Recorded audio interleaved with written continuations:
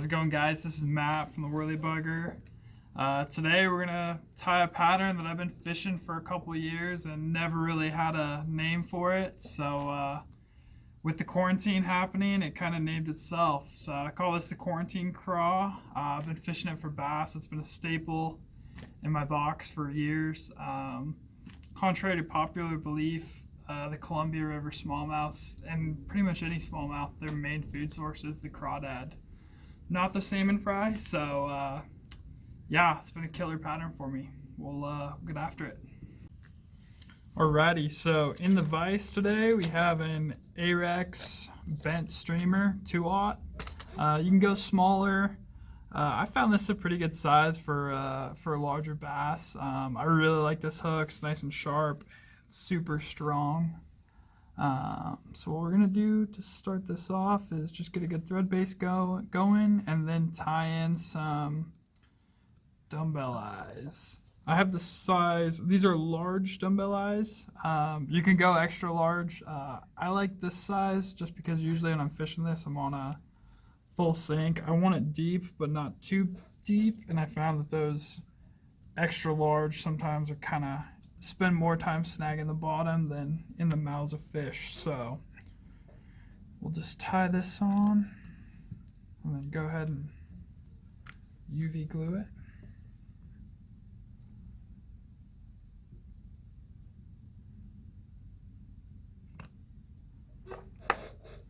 I tie the eyes in this way so that the hook, it rides hook point up.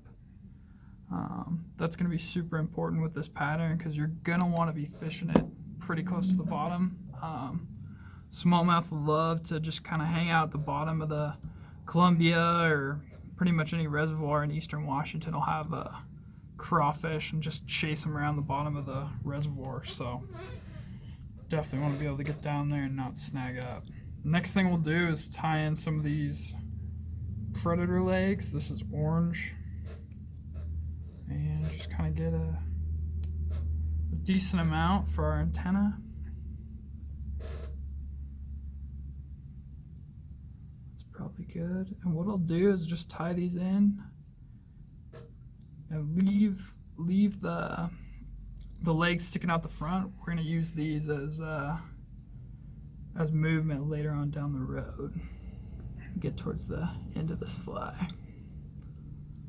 All right, so I've cut a pair of claws out of this Kylie's Nymph Exo skin.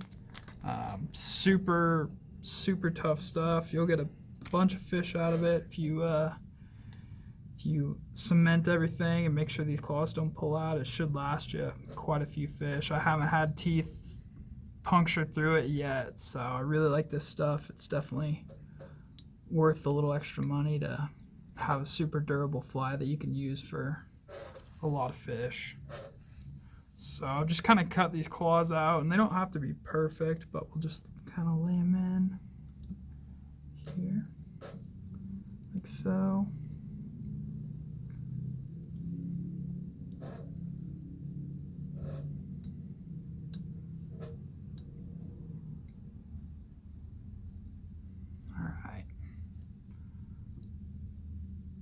So what we're gonna do next is just cement everything with some Solares UV.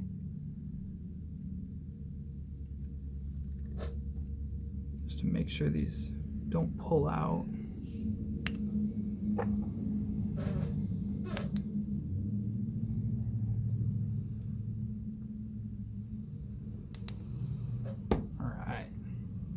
So I've cut another piece, and you'll notice I've tapered it up front. That's going to be the head of our fly, and then I've left this as kind of a paddle tail. So what I do here is just stick it into the fly like so.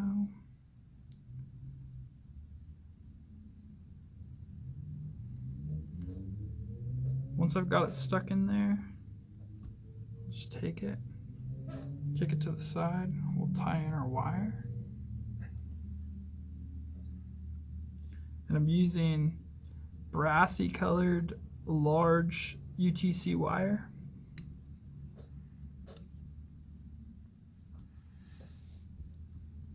All right. So Now that that's where I want it, we're gonna make a body out of UV polar chenille in copper. I like this stuff because it's a really nice copper color, super bright, but it also has purple UV in there, which I just think looks super cool and definitely stands out to the fish when you're fishing super deep and in off-color water, which we often are. Just gonna wrap it.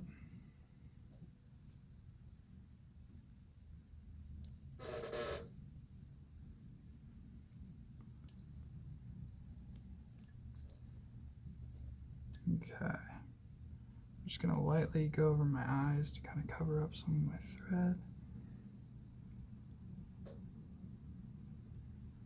All right.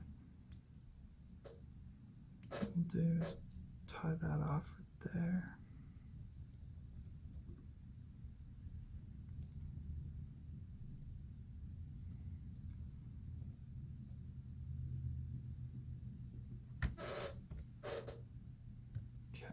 Now that we've got that pretty much tied off, I'm going to take and spread this polar chenille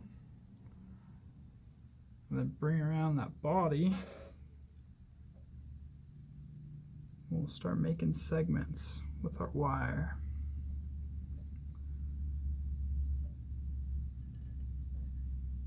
Just kind of take your time with this.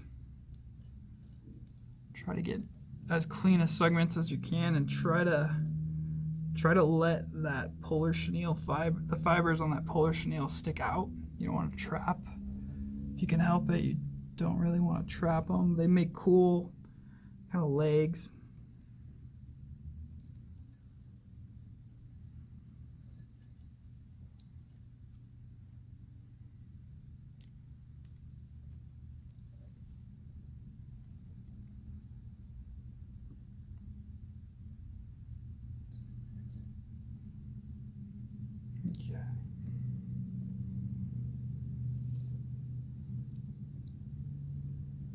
So I'm going to keep that wire right here,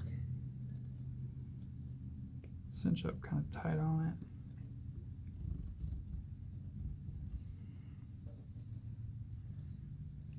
it. Try to get any fibers we trapped.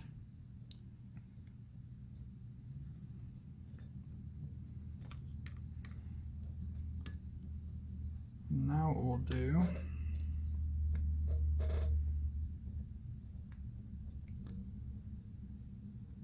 go up to here. I'm gonna put that wire to the side.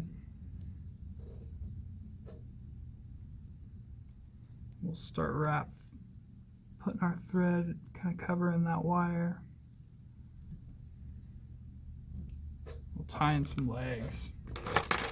So I'll start off with these Fly Enhancer brown and purple. I believe they call this pumpkin. I'm going to keep the skirts intact.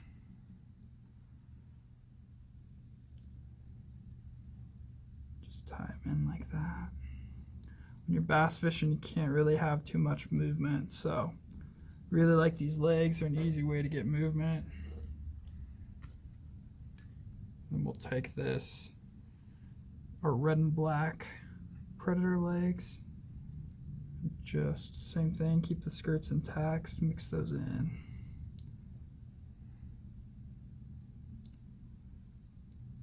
All right.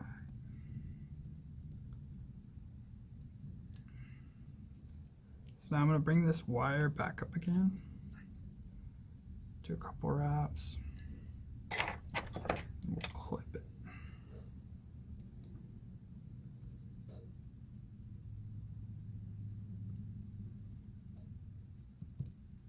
Okay.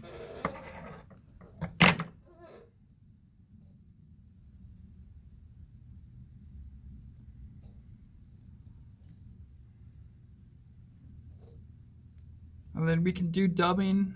You can do some copper dubbing if you want to right here to kind of keep these legs from coming forward, but I think with this wire we got her down pretty good. So I'm just going to go ahead and tie this off.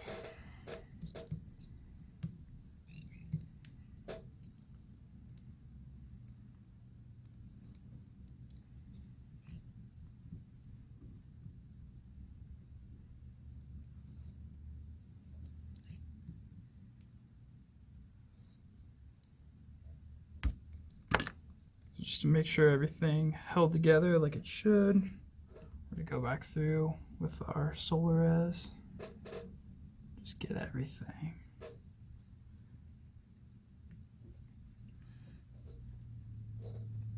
When you coat this exo skin, looks really good. Gives it a pretty lifelike sheen on it.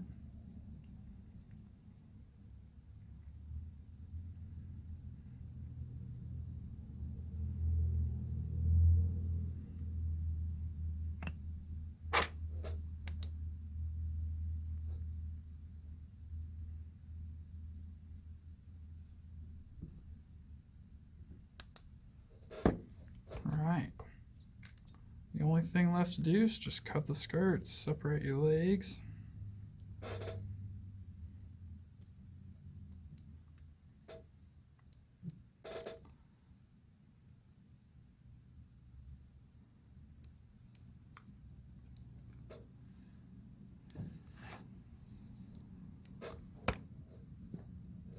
And that is the quarantine craw. Thanks for watching, guys. Hope you enjoyed the video. From all the staff at Worley Bugger, we hope you're staying healthy and getting some fly tying in while we kind of deal with this COVID. So all the stuff to tie this fly could be bought at our website, and we'll have a link of all the materials. So thank you and stay healthy.